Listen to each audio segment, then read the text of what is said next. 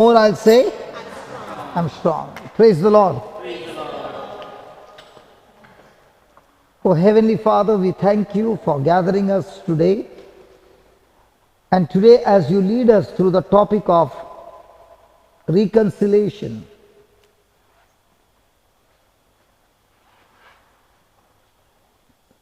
speak to us, O Lord, and help us to know, especially when we have gone away from you, how to come back to you, so that our relationship with you is once again restored, our fellowship becomes intimate, and we are able to carry on the purpose and potential that you have for us.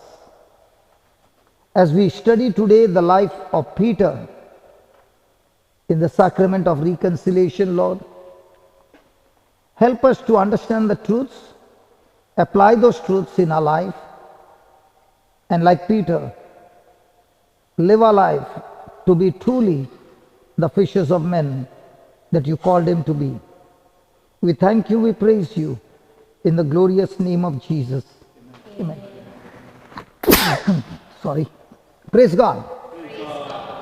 There was this priest who was in his parish, and there was a particular man who was always in the church, and all of a sudden he seems to be lost.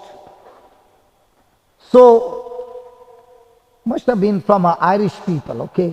Because this example would be fitting you people but not us, because I'll tell you why. So he went to this man's house, and this man opened the door, invited this priest home, and they were sitting there, and the priest said to this man, "How come I don't see you in the church? You seem to be lost."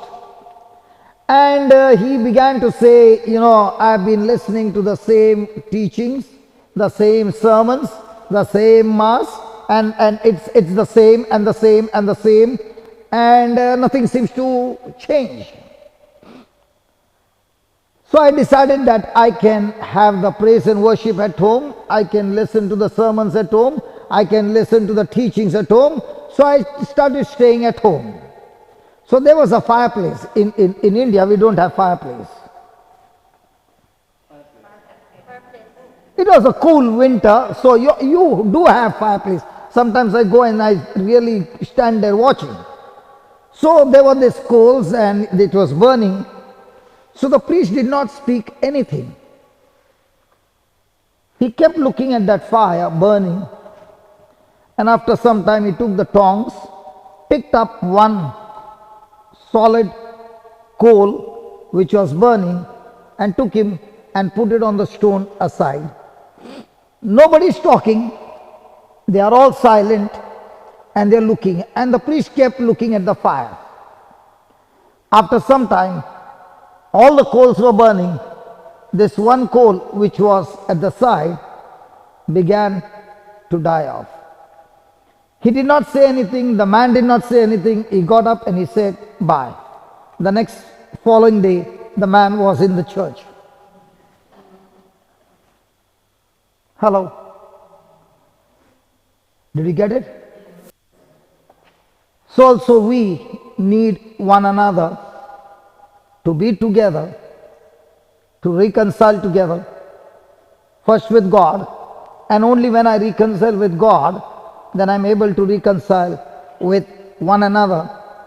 And that fire which had got blown off because of some reason, once again the fire starts burning. And that's what we'll study today about Peter, how his life turned around, and we will see some truths. So let us go to the Catechism book 1429. Just put that 1429. It speaks about Peter's conversion.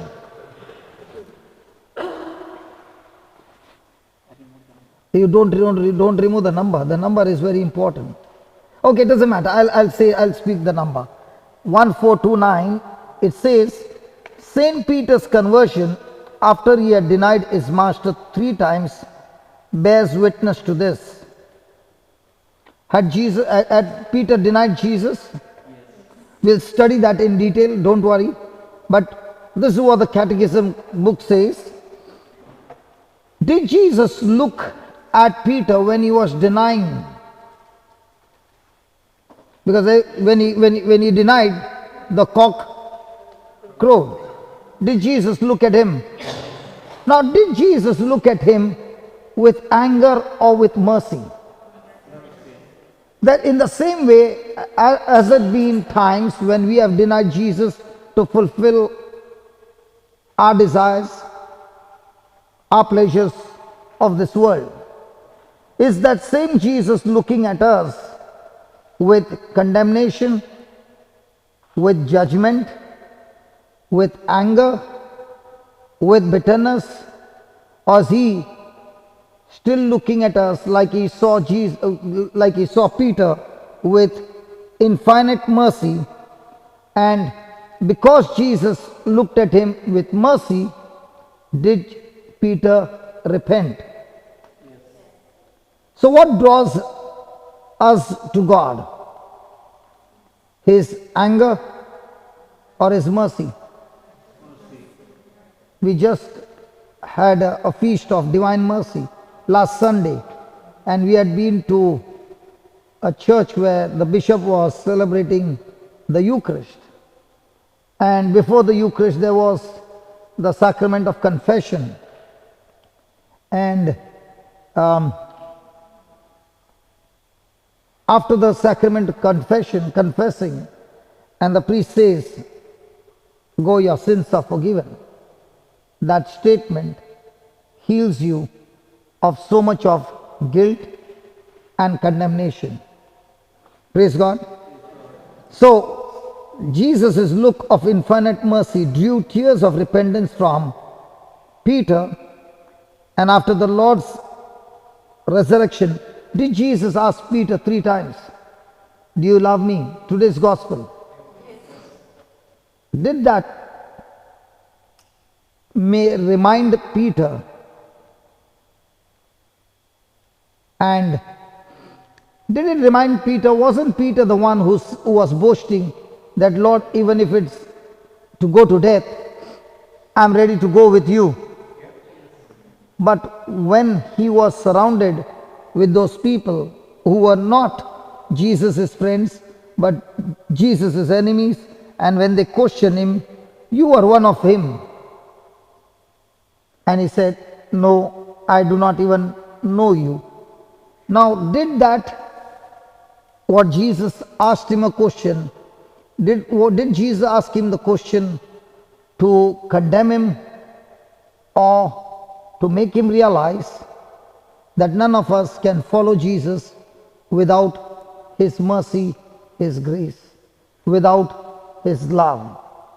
And that's where Jesus was speaking to Peter to show him that, "Peter, you cannot do it with your strength, but you can only do it with me and through me." And we know that Peter did not die a natural death. He too was crucified, but the tradition says because he did not want to be at the same level of Jesus, he said, "Please, I'm not anywhere to the level of Jesus, so please, when you crucify me, I'm not worthy, crucify me upside down." The same Peter who had fear of death, but the same Peter with the love, mercy, and abundant grace was able to face the same trial in the future with no fear of death and lived his life for God's glory. Amen? Amen. Amen. So was that a second conversion in Peter's life? The first conversion was when he was fishing. Jesus said, "Follow me." He followed Jesus. But there came a time when he continued to follow. There were trials, there were temptations, there were times when Peter fell, but here is the Lord showing us that for us there will be many a times when we fall. In obeying the Lord, we will once again reconcile with the Father through Jesus and experience that life with Him. Amen. So let us go to John 21.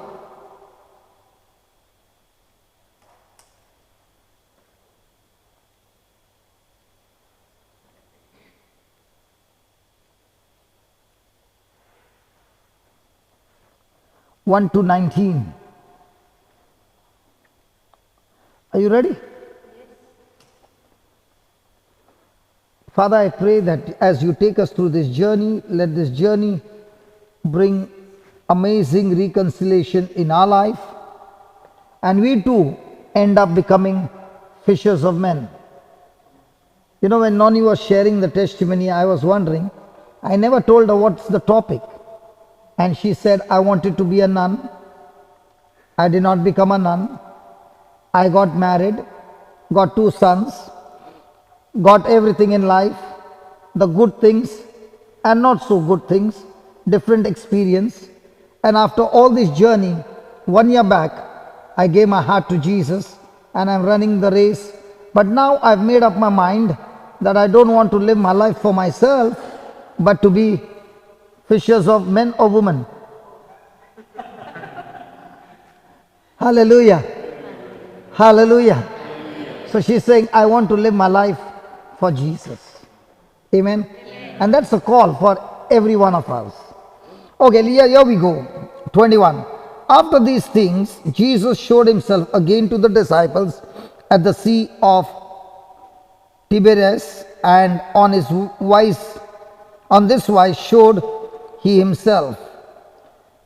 They were together Simon Peter and Thomas called Didymus, and Nathanael of Cana in Galilee, and the sons of Zebedee, and 2 other of his disciples. Look who was the first one to change. Simon Peter said to them, I go a-fishing. They said unto him, we also go with you. They went forth and entered into a ship immediately, and that night they caught nothing.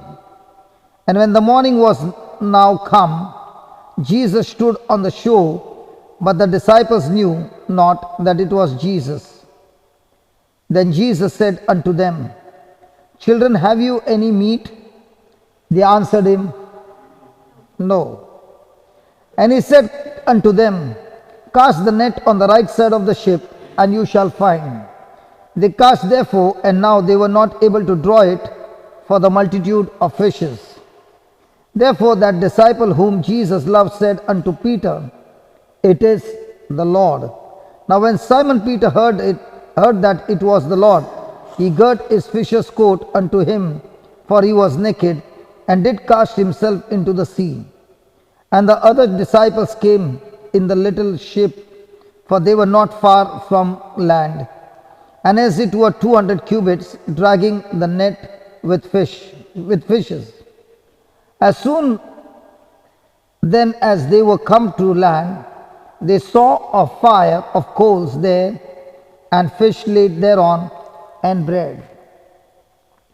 Jesus said unto them, Bring of the fish which you have now caught. Simon Peter went up and drew the net to land full of great fishes, 153. And for all there were so many, yet was not the net broken. Jesus said unto them, Come and dine. And none of the disciples durst ask him, Who are you? Knowing that it was the Lord. Jesus then cometh and took bread and gave them, and fish likewise. This is now the 3rd time that Jesus showed himself to his disciples after that he was risen from the dead. So when they had dined, Jesus said to Simon Peter, Simon, son of Jonah, do you love me more than these? He said unto him, Yes, Lord, you know that I love you. He said unto him, Feed my lambs. He said to him again the second time, Simon, son of Jonah, do you love me? He said unto him, Yes, Lord, you know that I love you. He said unto him, Feed my sheep. He said unto him the third time, Simon, son of Jonah, do you love me? Peter was grieved because he said unto him the third time, Do you love me? And he said unto him, Lord, you know all things, that you know that I love thee. Jesus said unto him, Feed my sheep. Verily, verily, I say unto you, when you were young, you girded yourself and walked where you would. But when you shall be old, you shall stretch forth your hands, and another shall gird you and carry you where you would not. This he spoke, signifying by what death he should glorify God. And when he had spoken this, he said unto him, Follow me. Then Peter, turning about, seized the disciple whom Jesus loved following, which also leaned on his breast at supper, and said, Lord, which is he that betrayed thee? Peter, seeing, said to Jesus, Lord, what shall this man do? Jesus said unto him, If I will that he tarry till I come, what is that to you? Follow you me. The Gospel of the Lord. Hallelujah. Thank you, Jesus. There are many times in our life, like Peter had a wonderful ministry with Jesus for 3.5 years. Everything was going on fine, and he believed that Jesus would come and set up his kingdom. He would overthrow the Roman Empire, and Jesus would be the king, and he would be sitting on the right or left, wherever, but he would be ruling over. And all that he had dreamt was all gone. On that day, they saw with their eyes, Jesus did not use his divine power. He submitted to his Father. He was crucified. He died, and everything was over. Now the question was, what are we going to do? We do not know which direction to go. They were filled with fear because the Jews, the Pharisees, the authorities were looking out for them to kill them as well. And out of that fear, they were all in hiding. Many a times, our lives become just the same. We have our own dreams. God has given us the potential. He has called us. He has baptized us. He has anointed us. He has given us gifts and charisms to carry out his mission. But there comes a time when you miss out and things don't go the way you want, and when they go bitter, there comes a time that you find yourself going extremely away from God. Now let us see from the life of Peter, what was the reason why he fell apart from Jesus? Hallelujah. Hallelujah. Because in our life, when the pressure begins to grow, there's a tender moment, extremely sensitive moment. And at that moment, if I take a wrong decision, I will reach a complete wrong destination. And in the past, we have made many decisions in haste, many decisions with emotions, many decisions with wrong understanding, and that decision is extremely costly because it always carries a high price tag. Amen? So let's quickly go to Matthew 26 and see what exactly happened on that day. Matthew 26, verse number 69. So let us see what was Peter's failure, what stopped him from following Jesus continuously. Now Peter sat without in the palace, and a damsel came unto him, saying, You also were with Jesus of Galilee. But he denied before them all, saying, I know not what you are saying. And when he was gone out into the porch, another maid saw him, and said unto them that were there, This fellow was also with Jesus of Nazareth. And again he denied with an oath, I do not know the man. And after a while came unto him they that stood by, and said to Peter, Surely you also are one of them, for your speech be with thee. Then began he to curse and to swear, saying, I know not the man. And immediately the cock crew. And Peter remembered the words of Jesus, which said unto him, Before the cock crows, you shall deny me thrice. And he went out and wept bitterly. Praise the Lord. The first thing was that Peter was in a place of his failure. A place of his failure. Praise God. Was it Peter who had made a decision of boasting in the midst of the disciples in Luke chapter 22?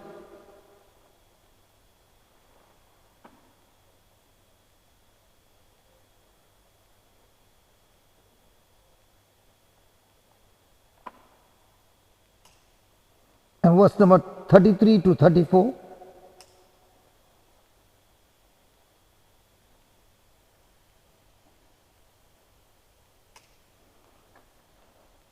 Peter had made a boast among all the disciples, saying, And he said unto him, Jesus, Lord, I am ready to go with you, both into prison and to death.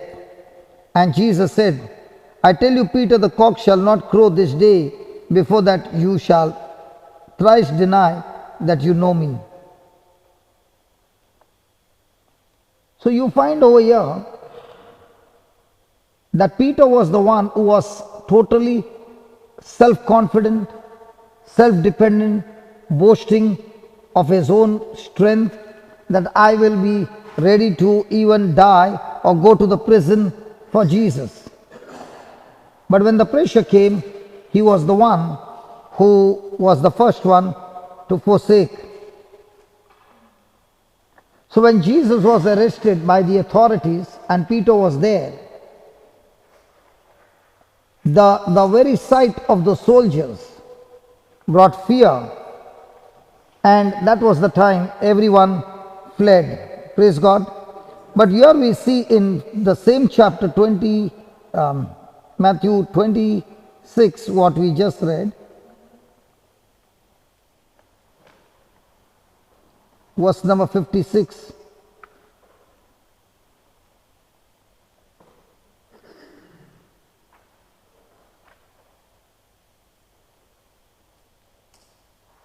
Now let us see the reason why Peter denied. The Bible gives us an answer. But all this was done that the scripture of the prophets might be fulfilled. Then all the disciples forsook him and fled. Now everyone fled. And they that had laid hold on Jesus led him away to Caiaphas the high priest, where the scribes and the elders were assembled. Now watch this. This is the key. Can we all read it, please? Oh, sorry. 26, verse 56 to 58. I'm so sorry. I thought the scripture was there.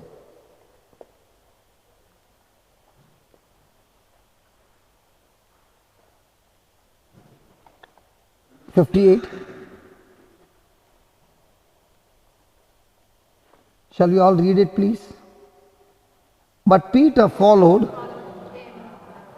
Pause. But Peter followed Jesus But Peter followed Jesus. Are we also following Jesus from a distance? When you are very close to Jesus, you can hear the voice of the Lord. When you keep yourself afar off from the Lord, now you can't hear the good shepherd. You can hear the voice of the enemy giving you extreme lie that causes fear and makes us take the wrong decision. He followed Jesus. Did Jesus say, "Follow me"? Yes. Was Peter following Jesus close at hand?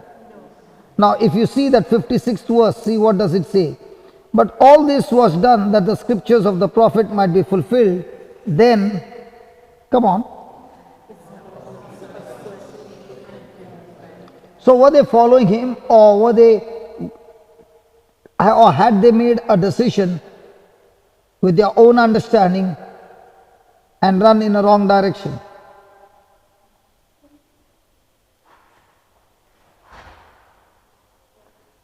Does the same thing happens in our life, that we are bombarded with the knowledge of this world, the situations, the people, the reports, and all this is challenging us to change our mind, no longer to follow Jesus, but to follow our own emotions. Was Peter following his own emotions? When was the last time you followed your own emotions? Did Jesus say, "Follow my word," or follow our own emotions? Now watch this. He stood far off. When Peter followed him afar off unto the high priest's palace, went in and sat with the servants to see the end. Now, when he went to a place, was that place covered with Jesus' friends or enemies?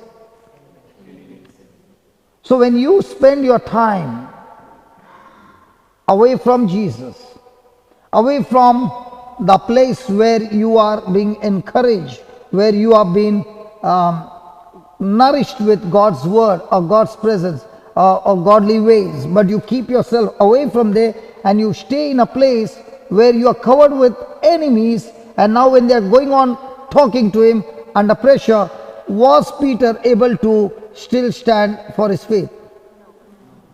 He broke down. Hallelujah. So write down.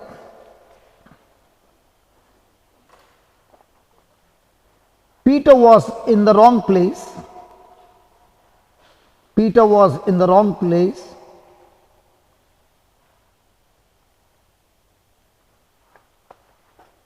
In the beginning,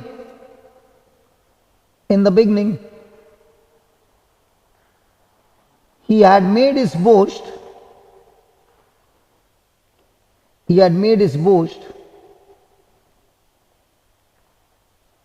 That he would never forsake the Lord. That is Luke 33 to 34. Luke 22, 33 to 34.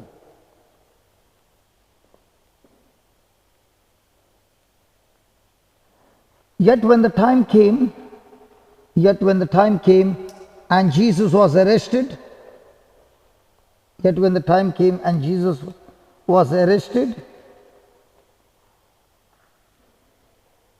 the Bible says, all the disciples forsook and fled.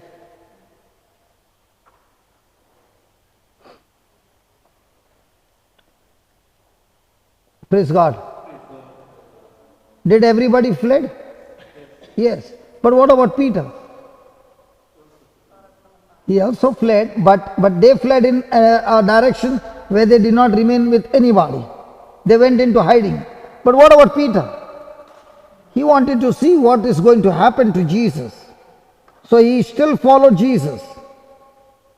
But he followed Jesus at a distance. So write down. Peter decided to follow the Lord.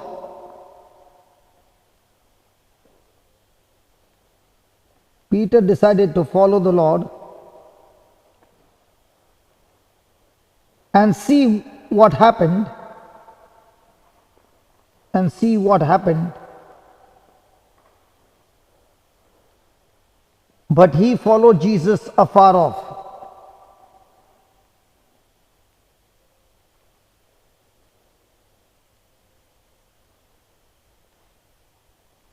Praise God. In our life, were we born Christians? Yes. Baptized? Yes. As for me, I can say I never followed Jesus for 33 years of my life. I went into a extreme wrong direction. But did you get married in the church? Yeah. Did you receive the Holy Communion? Yeah. Did you receive the confirmation? Yeah. Then weren't you following Jesus? No. It was just an obligation. But there came a time when I had to make my decision, because that wrong following myself, my emotions in a wrong direction led me into a miserable life. I want you to write one line which I found today. It was very interesting line.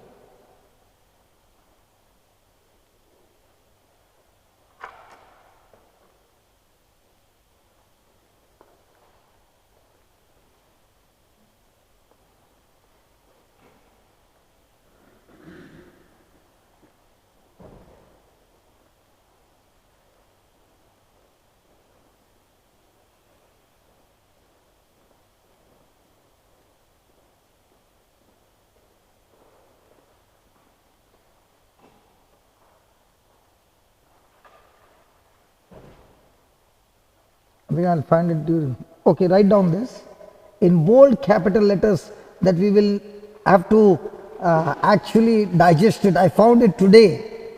Okay, write down. God loves me so much. God loves me so much that He will allow me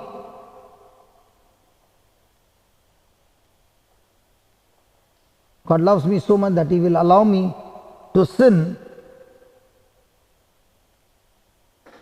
Some of you are looking at my face. Please let me finish the sentence.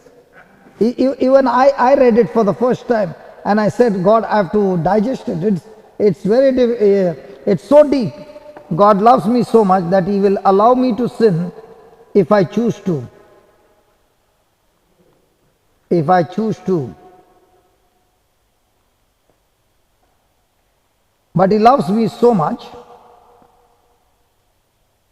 But He loves me too much.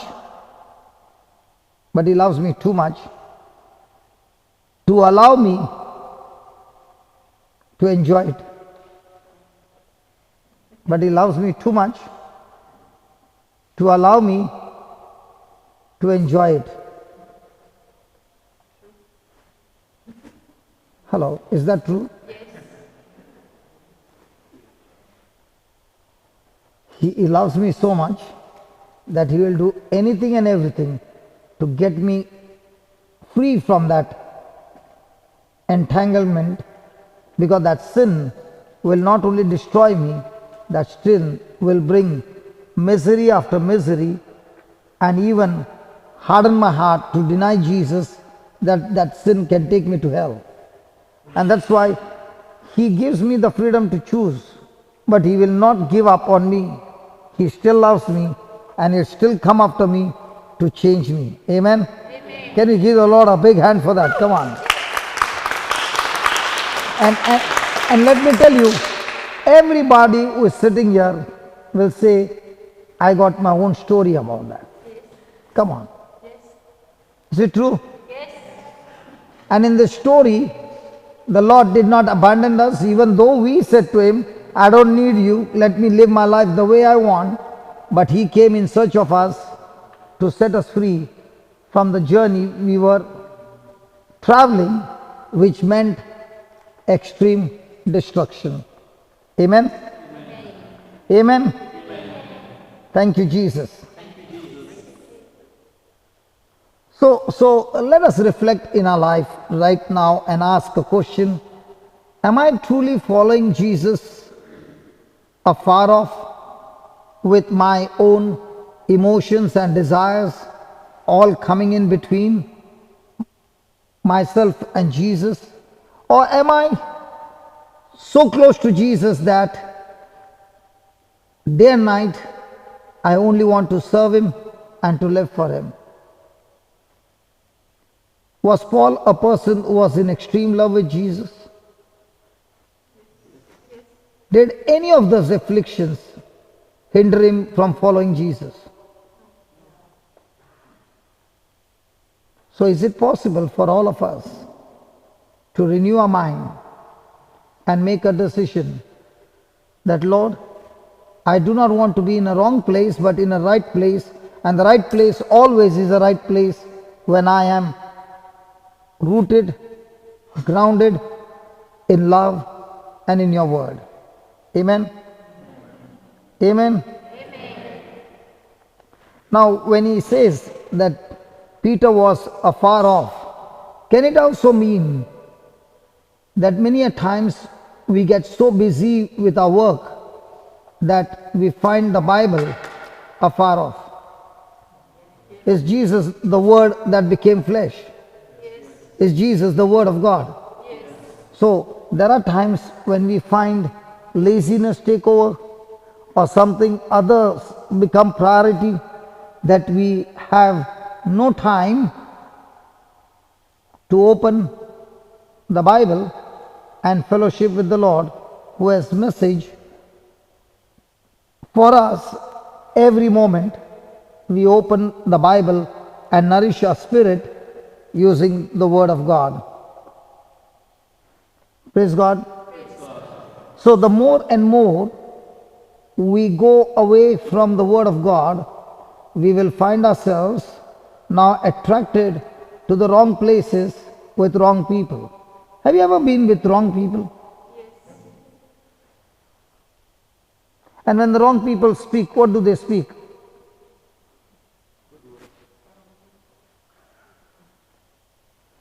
Now, if you spend 1 hour with some people who are talking all the worldly things, their words, can it affect you? When you come back, is that word still walking with you, torturing you? And the same thing must have happened to Peter. All this time he was with the disciples, right fellowship. The Lord was with them, right fellowship.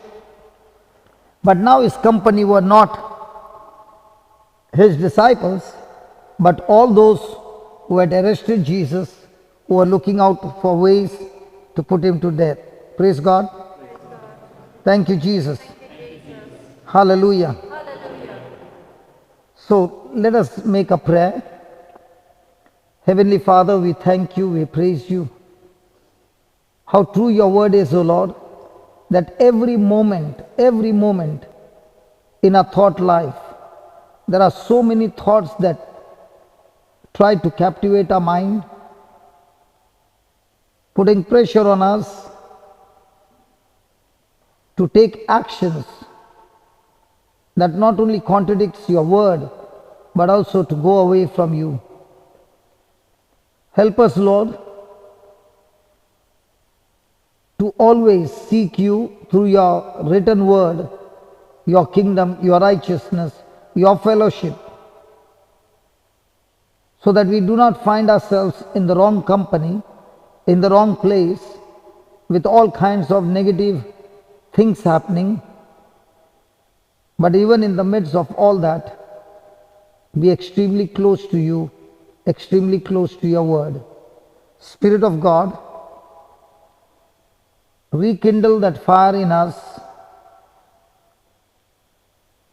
and whatever wrong actions we have taken, decisions we have taken, emotions that we are going through, or might be some addictions, some bad habits. Oh Heavenly Father, in the name of Jesus, break all those forces and help us to reconcile with you, repent and come back to you and restore this relationship with you. We thank you, we praise you in the glorious and mighty name of Jesus. Amen. There's one more example of a wrong place is in 2 Samuel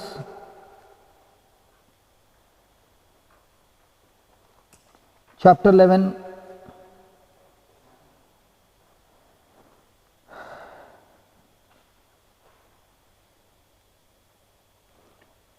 Now, this is a clear example of another man who got into trouble for not staying close to God.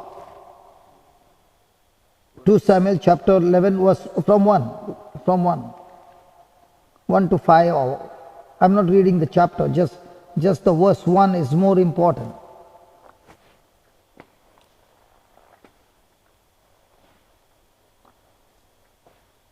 Shall we read it?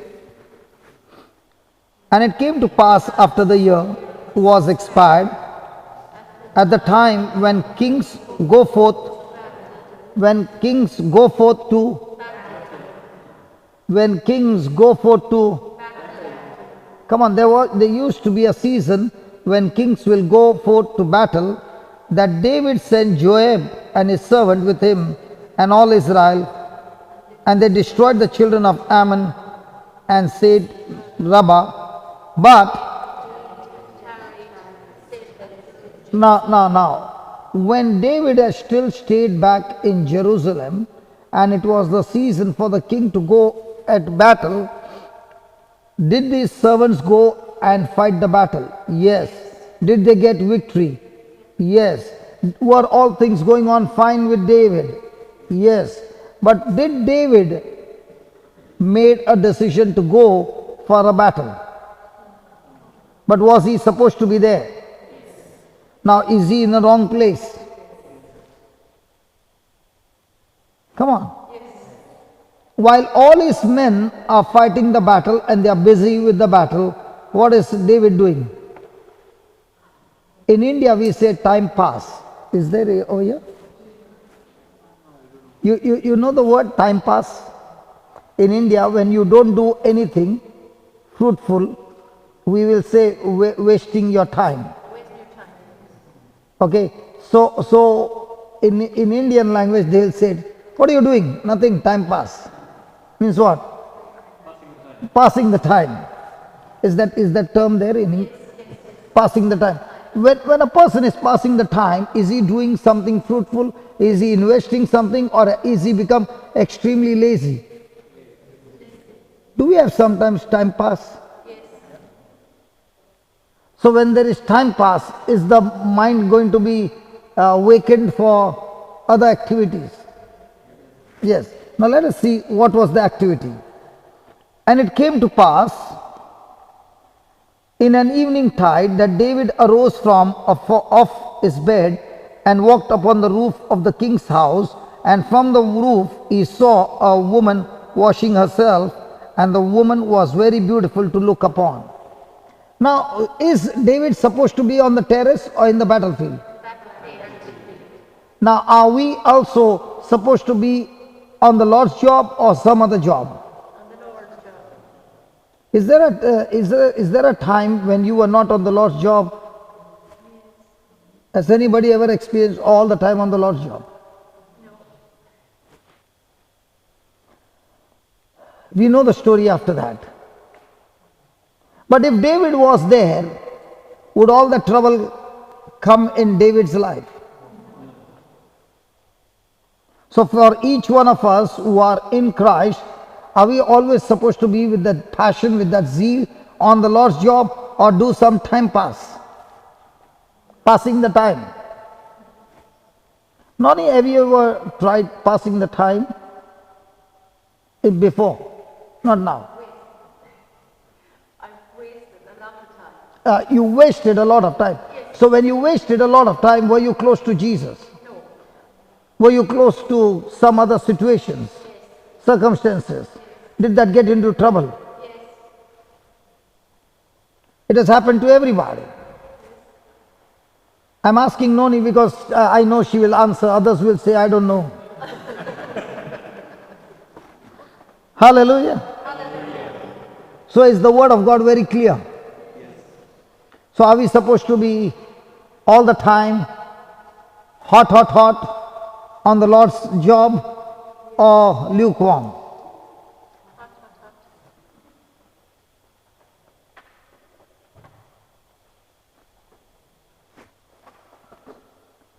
Praise God. So the first thing is, I will experience failure. I will experience failure when I find myself in the wrong place. The second thing that we see about Peter is the pain.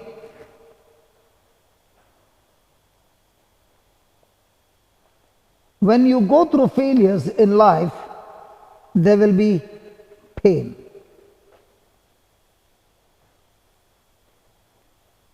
Praise God. On that night when Peter denied Jesus, did he wept bitterly? The Bible says he went out and wept bitterly. Now, the others ran away, but Peter remained to see what's going to happen, and he remained afar off. And now when he was questioned, he denied Jesus, and when he remembered what Jesus had said, he went out and wept bitterly. Now was Peter finding himself in a new miserable condition? Because what had happened would be talking to him. Now, we also remember there was another man named Judas who had also betrayed Jesus for 30 silver coins. Was he following Jesus afar off? On that night they were all at supper. Did Judas go out of that table after receiving the bread from the hands of Jesus, dipped in the blood? Now, is the Bible saying Satan entered into him? Yes. Now, was Judas with the right people or with the wrong people? When he fled, when he went out, wrong people. Now, when he went to the wrong people, was his action wrong? Now, when he kissed Jesus, okay, did Jesus call him a friend?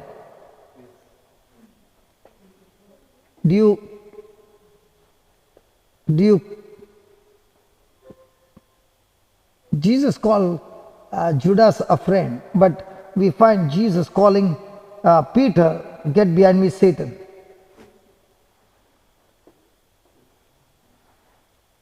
My friend, do you betray me with a kiss? Okay. Now, isn't it very, very strange if you are saying, I'm going to this place and I'm going to be put to death, I will be arrested and put to death, and Peter is saying, no, I won't allow you to go. Correct?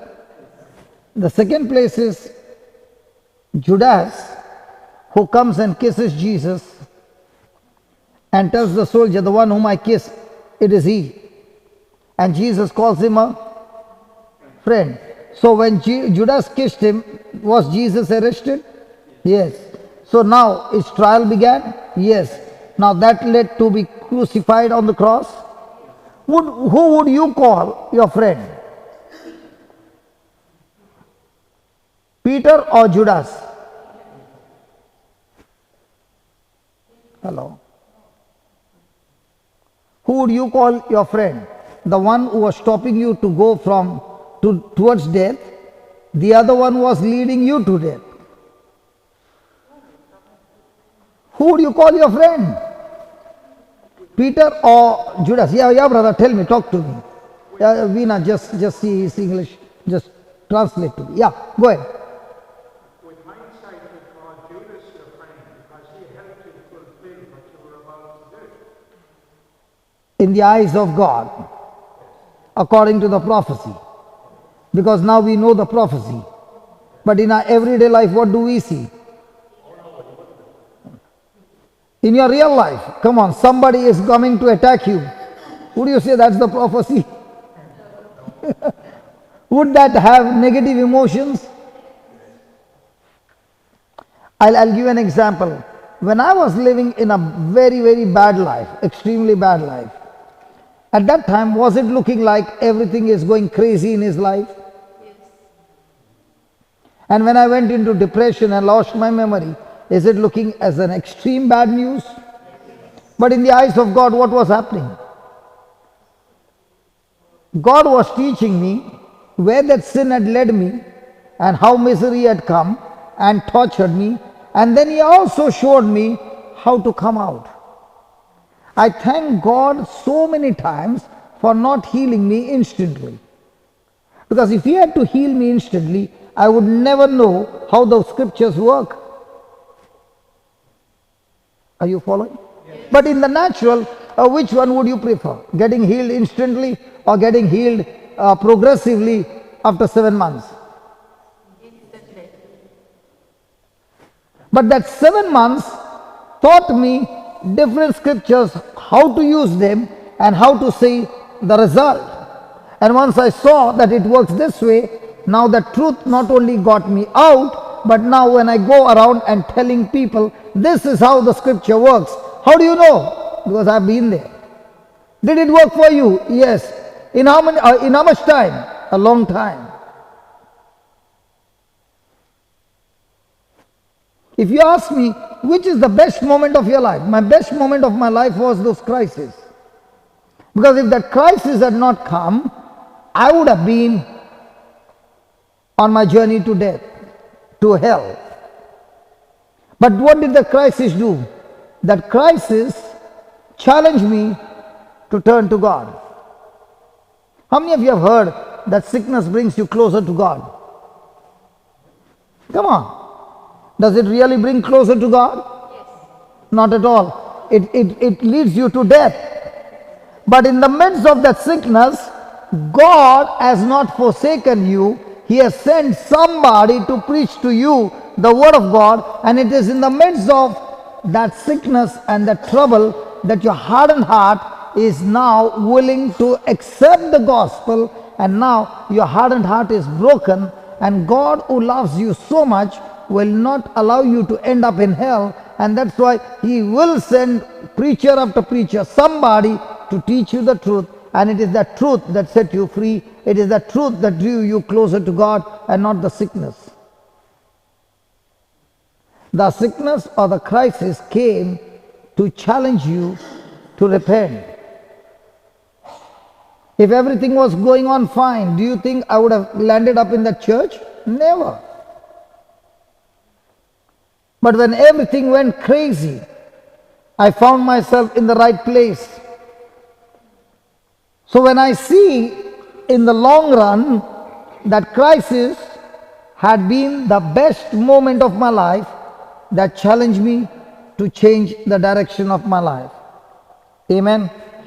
And that's what you find in the Bible. These great heroes whose names are written, their names are written because they had crisis. And the crisis actually brought a change of direction in their life. If Moses had not committed a murder, where would he be? In the palace. What did the murder do? Made him run in a direction which he has not been trained. Come on. He is a warrior. He is a big commander. A prince in the palace. Well trained in knowledge and in education and all those things. Skills, amazing. Warfare skills, amazing in all that. But he was not trained to survive in the desert. And God knows that I have to I have to, I have a purpose in his life that Moses has to take my people through the desert. So what does God do? Uses his negative moments to teach him and train him for a future. Imagine when Moses would have been sitting at somewhere around 110 years and he would be recalling his life and he would be saying, oh, the first 40 years were amazing in the palace, but I thank God for the next 40 years which were in the desert that made me a champ under Jethro. Hallelujah. And when I became a champ, how to survive in the desert, when the right time came, he took me out of the desert, brought me back to Egypt, right in front of Pharaoh, made me open my mouth and speak to Pharaoh and tell him, let my people go. And because he was trained in the desert, he became a champion, a leader to lead others. The good news is, my friend, if you are going through some crisis, it's time now that the Lord who loves you so much is going to teach you how to change the direction of your life, and whatever he teaches you is not for you. All that he teaches you to come out of your crisis is not for you. He teaches you so that you can now lead others. Wow. I think you did not like it. Noni, have you been through any crisis in life? Many. Now in all those crises, is God teaching you? His scriptures. Now, did your sister go through crisis? Yes. Now, did she learn something?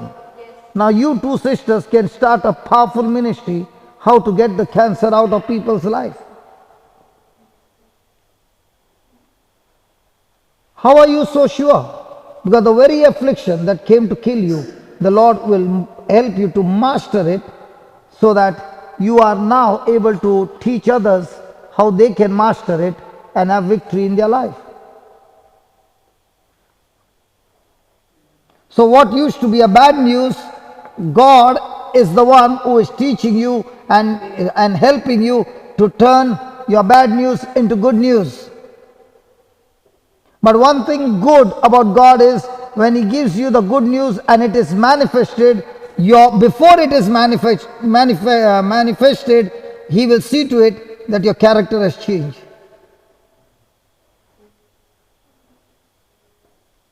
Has anything changed? Yes. Your character? Yes. Habits? Yes. Your attitudes? Yes. Everything. But if you say, Lord, please help me get out of this, but not my character and not my attitude or anything, will it happen? No. Hallelujah. So what does pain do?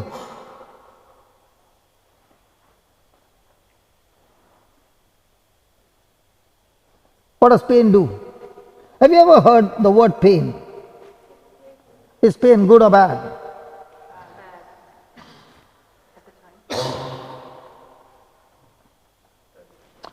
Okay. Your sister had a bleeding problem. Was she in pain? No.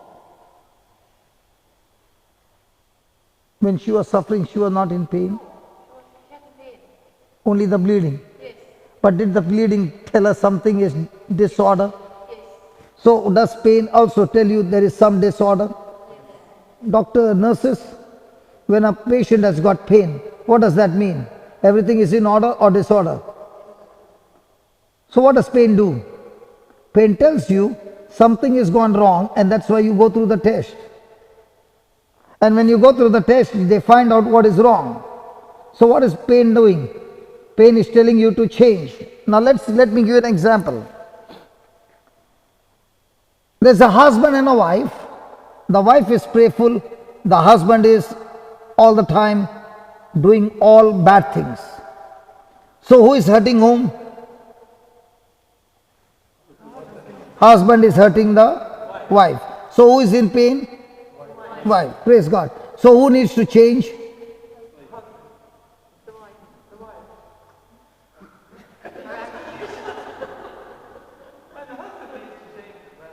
The husband needs to change.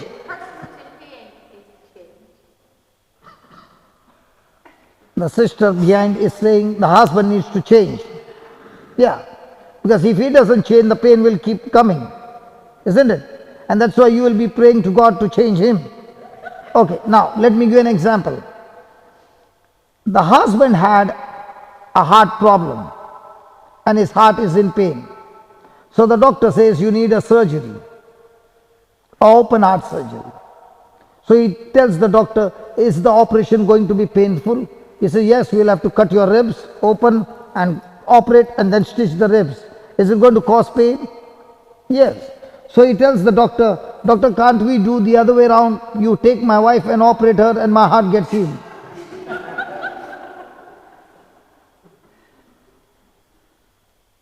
Who needs an operation, the husband or the wife? So, Nani, don't confuse me. Who needs the operation? The husband. Now in the other case, who is causing pain? Who is in pain? Wife. So who needs an operation?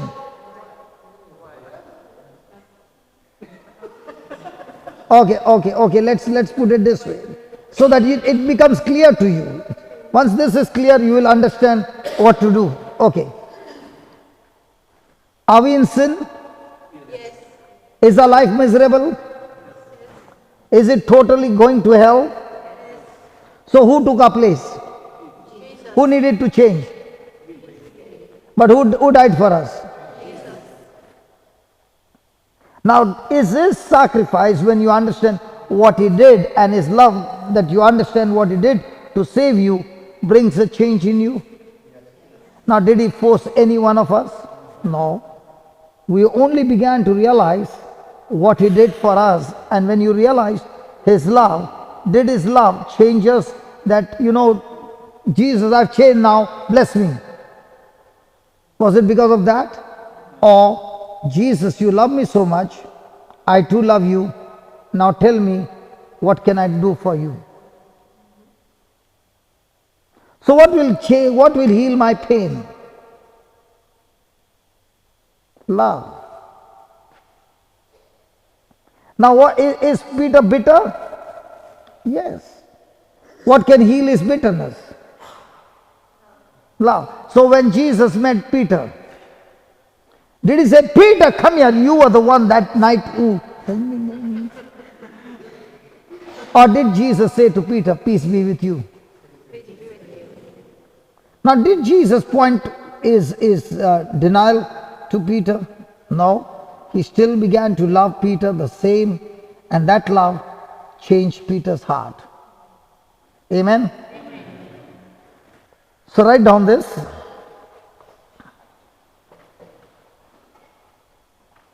When Peter denied that night, when Peter denied the Lord that night,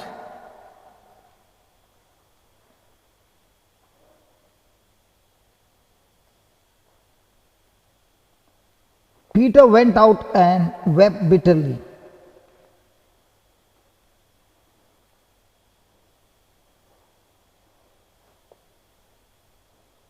Peter was miserable. Peter was miserable in his new condition. In his new condition.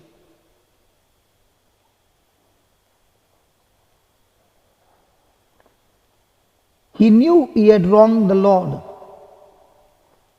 He knew he had wronged the Lord.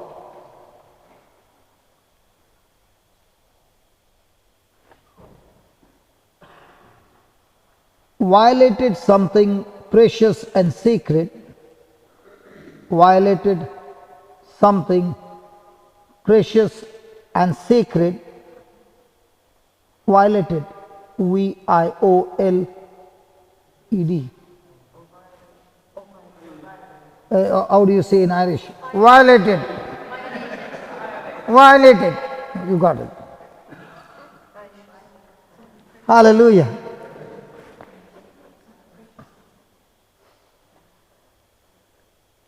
Something very precious and sacred, and therefore he was a miserable man.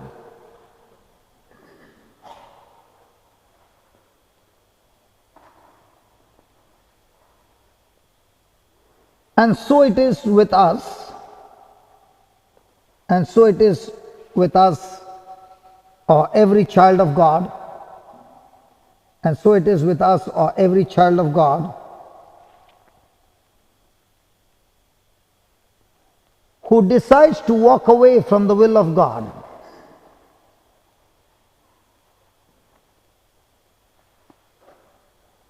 Who decides to walk away from the will of God,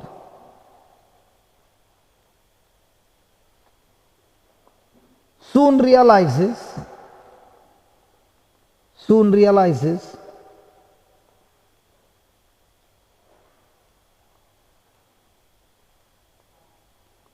that sin brings pain, suffering and misery. Proverbs 13:15, brother. Proverbs 13:15.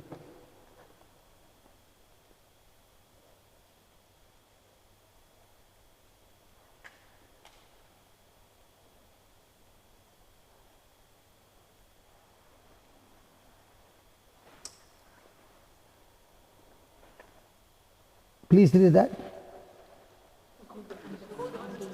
Good understanding giveth favor, but the way of transgressors is hard. The Bible says that when a person has good understanding of the Word of God, he is under God's favor. Now, for example, was Joseph in God's understanding?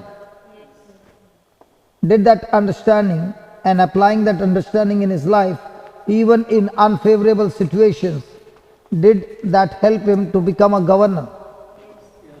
But what about Saul, who was a king? But began to sin against God. Did he lose his kingdom? He was anointed, but was he jealous of David? Did he try to kill David? What was the end of Saul? Does anybody know how Saul died? Sorry? David did not kill Saul with a sling and 5 stones. It was Goliath. Oh yeah. So how did Saul die? Saul died by killing himself. And what about his children? They all died in one day. Now, was Saul continually trying to attack David? Yes. Had God put David to defend Saul? Yes. But the very person who was supposed to help him, Saul, was jealous of him and went out of his way to try to kill David. And that's the time the enemy struck Saul and killed Saul. And before Saul could be killed, he committed suicide, and all his sons were dead, except for one who was handicapped. So when a person has good understanding, he will experience the joy and peace. How many of you believe joy is worth more than gold? A person can have money, but no joy, no peace. And now he can have sleepless night because he has got fear that somebody will kill him for his money.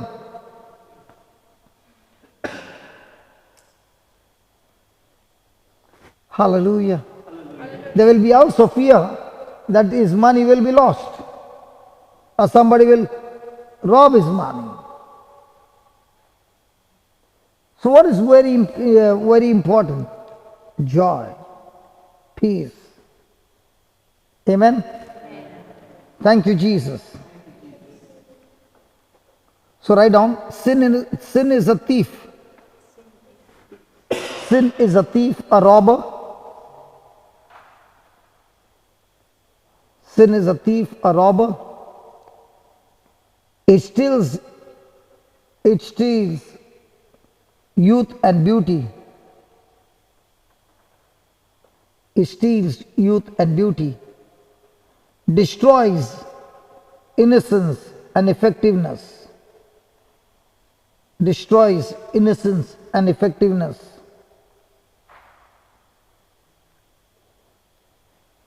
Sin has the ability, sin has the ability to make you into a very miserable person.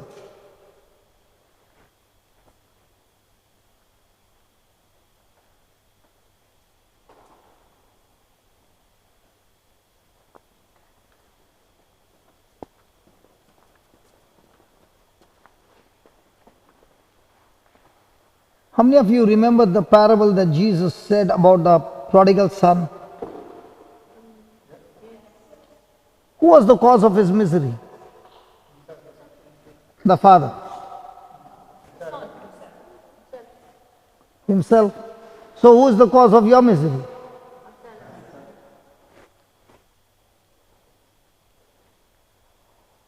Was the elder son also miserable? Hello, was the elder son the good boy? Yes or no? He was worse than the younger one. And he was the most dangerous one. We never preach about the elder son. How many of you know the elder son was more dangerous than the younger one? Who said no? You did not know. So let me tell you now. Was the elder son always in his father's house? Yes. Did he always submit to his father? Did he always carry his orders? But when his brother came, what happened to him? Jealous. What did he say to his father? Either he remains or I remain. You decide. Till the end, did he enter inside? No. He did not enter this house. And who is that elder son? Jesus was giving a parable. Who was he talking about? He was talking about the tax collectors and the publicans and the sinners. And he was giving this parable to whom? To the Pharisees, the elder brothers. They were so jealous, self-centered, that they would not allow anybody to enter the temple. Praise God.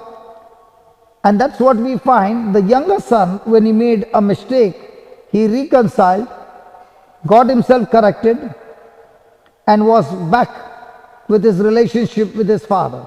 But what about the elder son? Did he also fight with his father? Yeah. And what was his fight? You throw him out, I'll come in. You don't throw him out, I'm not coming in. Was there any love? So who is the dangerous one? Do you know what happened to the elder son? Jesus left the story there. If he doesn't repent and comes home, he has lost his soul forever. The younger son made a mistake, but he repented and made correction. The elder son made mistake, but he was not ready to make the correction. So who is dangerous? So is there possibility of a person to be in the church all his life and still be an elder son? Yes. Is it possibility for an elder son, a person to be jealous of somebody else?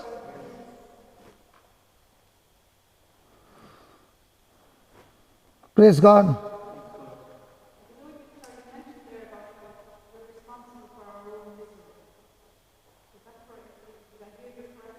Yeah, you are responsible for your own misery. Adam did a blunder, he is responsible for his own misery. But the good news is, because of Jesus, the misery, for example, every decision has its consequences. To make a decision is my choice. The consequences is not my choice. It comes with the decision. For example, the road says 80 and the person is going at 110. He made that decision. He could not control the car. The car went and hit the tree. And there was an accident. And now that person is lying on the bed with all the broken bones. Who caused that misery?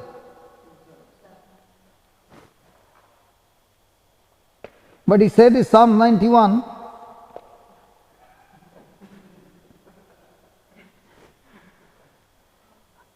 The Psalm 91, he put a life jacket on himself. But when the decision is wrong, the life jacket doesn't work.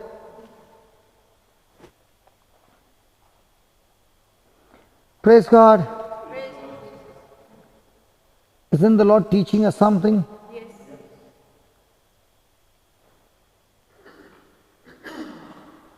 Thank you, Jesus. Thank you, Jesus. Now, did the son, when he was miserable, consider himself, his condition, and began to consider his father's house? Yes. What did he find? In his father's house are servants, but the father takes care of them. Was he also a servant? Yes. But did his master take care of him? No. He came to his senses and made a decision that let me go back home, otherwise I'll die. And that decision took him back home to a better place. Hallelujah. Hallelujah. In the same way, the Lord, the Jesus, when we get born again, he gives us the Holy Spirit. What's the first office of the Holy Spirit? Has God given us the Holy Spirit? So what's the first job of the Holy Spirit?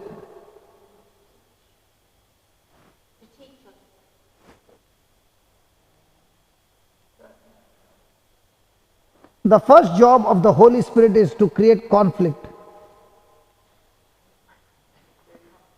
Conflict. The Holy Spirit always creates conflict and battles.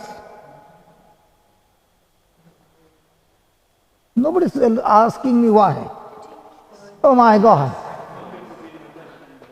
Yeah, conflict between the flesh and the spirit. When the Holy Spirit is in you, He will always convict you of sin. And if He is not convicting you of sin, that's a proof that the Holy Ghost is not in you. So when a person is miserable and he comes to Jesus, receives Jesus as his Lord, God and Savior, and the Holy Spirit comes, now the war is not outside, now the war has changed inside. When the Holy Spirit is not there, the war is outside, because the pressures of life, the problems are going to come to torture you, but there will be no battle on the inside, because you don't have anybody to make a correction.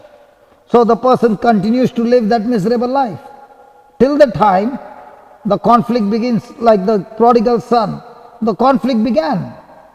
Should I go back to my father's house, or should I continue to stay there? And when he made that decision, I will go back to my father's house, that's when everything in his life changed. Praise God. The third one is the prize. The first one was the place, the second one was the pain, the third one is the prize. So what's the first thing that happened to Peter when he was questioned and he denied and he walked out and wept bitterly? What was the first thing he found? The first thing that happened was he found a loss in his fellowship with Jesus, because now there was only condemnation, there was only guilt. He began to become so bitter with himself. How could I do this? Now would the same thing would have happened with Judas? Do you know what killed Judas? Shame.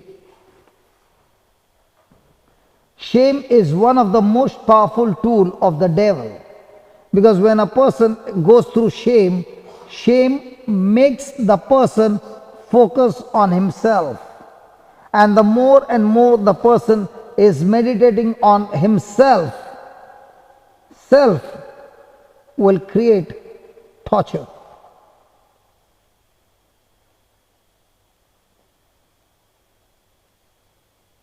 Have you ever been put to shame? Shame will torture you.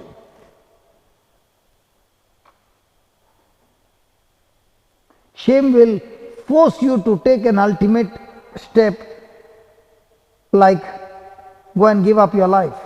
No way you can come out of this. The only way for you is commit suicide. What was the difference between Judas and Peter? Peter was with the other disciples. What about Peter? What about Judas? He remained alone. Shame will corner you in such a way that you don't want to talk to anybody, don't want to live with anybody, don't want to respond to anybody. You are a prisoner in your own prison that is in your mind. And the more and more you begin to rehearsal what had happened, the prison becomes stronger and stronger, and the pressure in the prison is extremely strong, and now you are getting weaker and weaker, submitting to those thoughts and willing to put your own life to death.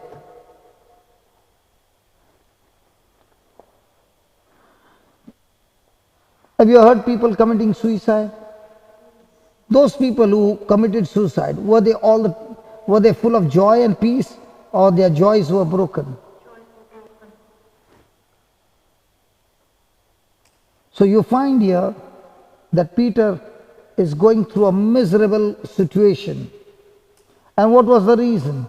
For keeping himself afar of Jesus. Hallelujah. Hallelujah. Thank you, Jesus. Thank you, Jesus.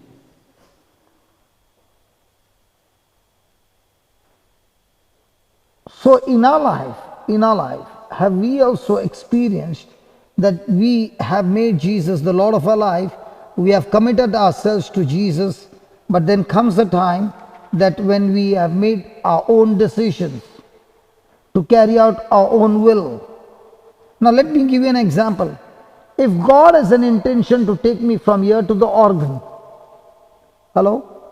If God's will for me is that I should travel from here to the organ, how will I travel? Straight, right? But when God has to take me there, He will not take me like this. He'll take me there, then He'll take me there, then He'll take me there, then He'll take me there, and then He'll reach me there. Why is God taking me through all these crooked lines? But what is our mindset? Straight, comfortable. When it comes to God, it's never comfortable. It's always going to be uncomfortable. And in that uncomfort, what is He going to teach you? His ways. The problem between us and God is we always want the comfortable way, and God always wants the hardest way, the toughest way. Because in the toughest way, He will show you that you don't have the capacity, you don't have the ability. Now hold on to my word, hold on to me, and let's have a walk together where you are no longer following afar off, but following extremely close to me, so that now I can teach you and reach you to my destination. That's why God's ways and our ways are so different. His thoughts and our thoughts are not the same. He is the master planner. Hallelujah. Thank you, Jesus. Praise you, Jesus. Do you know what, one of the reasons why I happened to go to church was an incident happened in my life. I was living a club life. I had lost everything. A lady had given her house to stay, totally furnished, no rent. God was merciful, but I was still on the same lifestyle. And I'll tell you, that's why I say God is a master planner. Praise God. It so happened that the air condition was not working. Okay? So the repairing person came and he wanted to take the air condition out, and it was a heavy one. So I went to help him. Now can you come here, Brother Vijay? Now he is a AC mechanic and the AC is here. Now hold it. And because it's heavy, will we hold like this or will we hold like this? Come, bend. Yeah. Come on, is that right? Come on, is that right? And we were on the 4th floor. And the AC is put at the window or inside the bedroom? Window. Window. The problem was that this mechanic, can you come here, sister?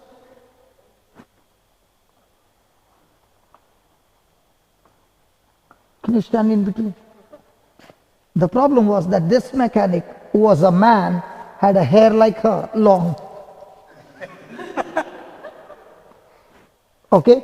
Now, if she is bending, can you see this? Okay, thank you.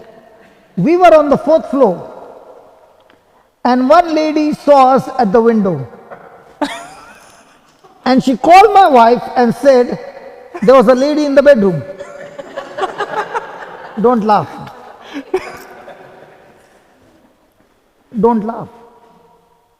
Please. It's a miserable situation. So she called up my wife and said, there's a lady in the house and I saw her and they were very close, so not in the right position. Because the apartment was facing the road and at a distance she saw that.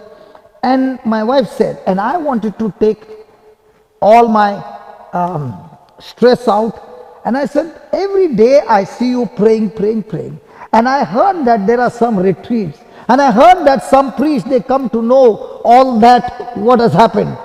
I challenge you, let's go and talk to that priest.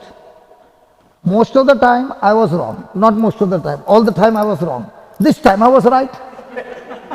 And if I can prove this time, and listen, I came from fights, I came from club, and my intention was, if the priest says I was wrong, I would catch him. I had no fear. I would say, that's a lie, and I would cause even a physical fight. Because I was only waiting for an opportunity. And I said, this is the best time to go to church. Praise God. And when I went there, everything in my life turned around, and praise God, I came to Jesus. But what took me to church for the first time, to the retreat, it was only because I wanted to prove that this priest is wrong. There is nothing called Jesus. There is nothing called this. It's all a lie.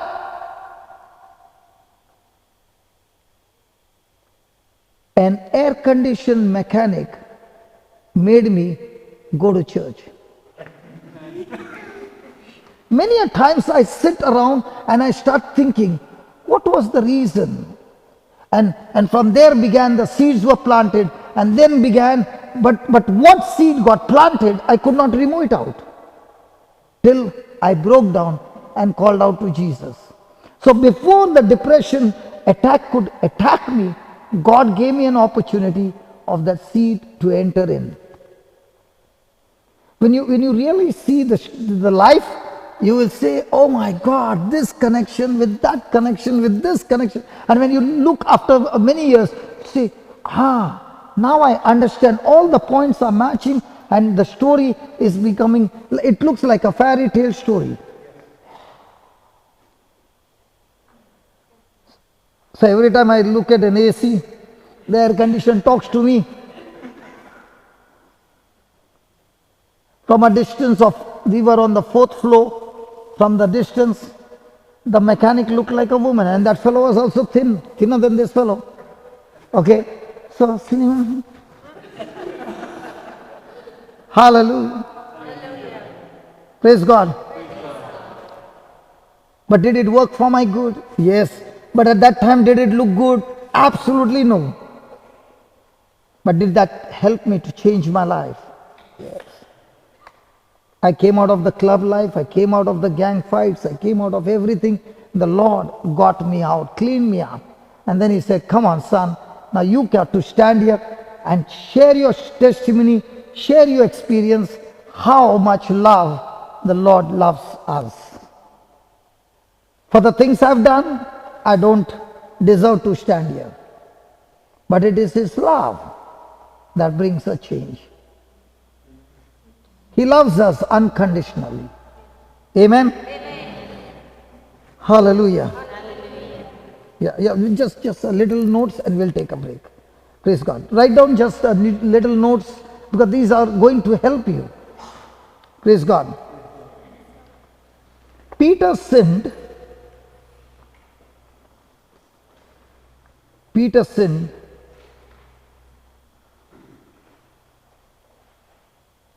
He definitely felt a loss of fellowship. He definitely felt a loss of fellowship. A loss of fellowship. Peace and joy. You know, it reminds me, I fought that night with my wife. And I said, come on, let's go to that church, what you are talking about. She did not speak a word, neither did she argue with me, nothing. She was only in tears, keeping quiet. And the next morning, she said, shall we go? I said, come on, yes, we'll go. And she would not even argue, she just took me there. And she did not even know what this fellow is going to do. Because always it was, a surprise. Every Christmas day, Easter day, birthday, anniversary, that day has to be a fight. So whenever it would be a big day, that day would be the most worst day. Okay, so she did not even know, but she tells me that morning the power of God was so strong that you got up like a lamb, did not open your mouth, and just began to walk straight to church. A power that took you inside, and you sat down there to listen everything, restless, but at the same time listening, and the Lord planted his seed. Praise God. It's wonderful. Thank you, Jesus. Oh, thank you, Jesus. Hallelujah. So write down, what did you write? Peter sinned. He felt a definite loss of fellowship, peace, and joy. He knew that things were different. He knew that things were different.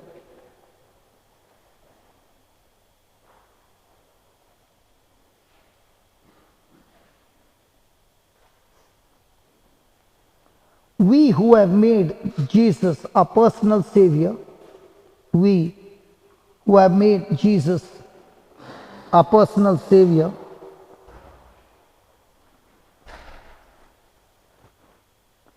we need to know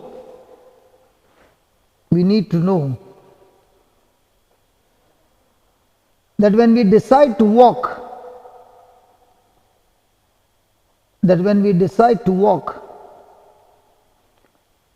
a different way,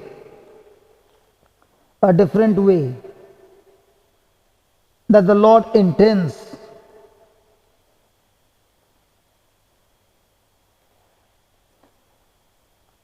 our decision carries with it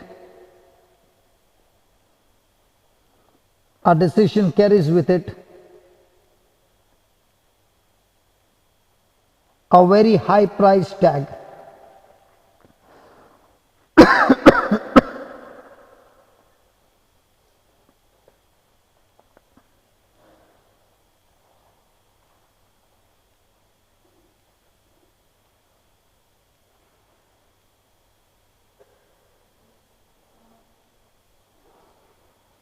You can expect to lose much.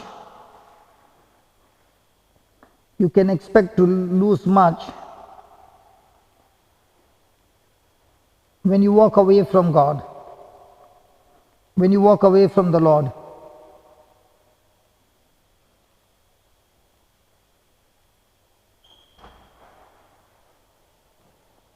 There will be loss of peace, joy, and contentment. There will be a loss of peace, joy, and contentment. Loss of blessings and reward. Loss of blessings and rewards.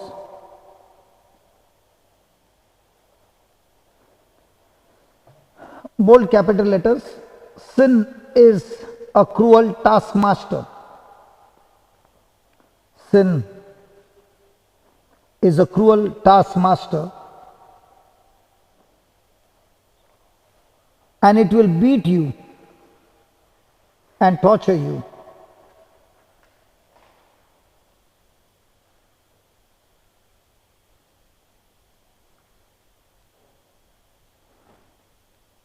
But if a person persists in sin and rebel against the Lord's effort, if a person persists in sin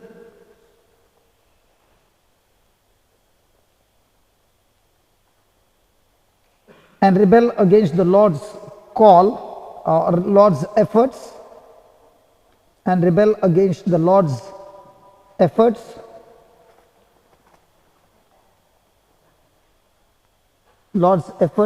to call him home,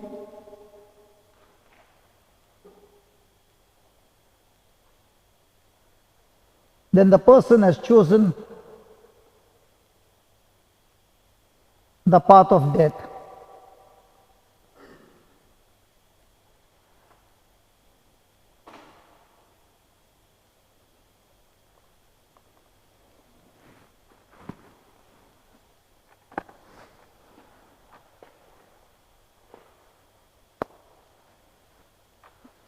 Thank you, Lord Jesus, for teaching us this life of Saint Peter.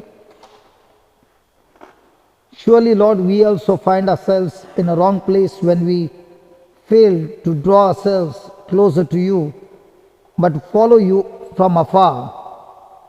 And we make the wrong decisions that take us to the wrong destination. And these wrong destinations lead us to the wrong kind of people, the wrong kind of circumstances and emotions that brings pain and misery. And the price that we have to pay is extremely high. Adam paid the price that he lost the Garden of Eden, lost his relationship with you, lost his health, wealth, joy, peace, dominion, everything. Again and again you want to show us, O Lord, that sin gives us a pleasure, but along with the pleasure comes extreme misery and loss of everything that you have given us. Thank you for showing us, O Lord, by following from afar off, we become lukewarm, and that lukewarm relationship neither produces any kind of blessing, but every day becomes a life of torture. Thank you for showing us these truths, O Lord, that you, O God, who love us so much, that you don't say yes, no to our choices, but you will not leave us or forsake us when the choices are wrong. You will still put every effort, every plan that will challenge us to change. Thank you for your love, Father. And at this time, we have not come here only to get the knowledge, but to commit ourselves, looking at the truths. We ourselves commit ourselves to you, O Father, to follow the truth all days of our life. We thank you, we praise you for this. In the glorious name of Jesus. Amen. Amen. So we take a small break and we'll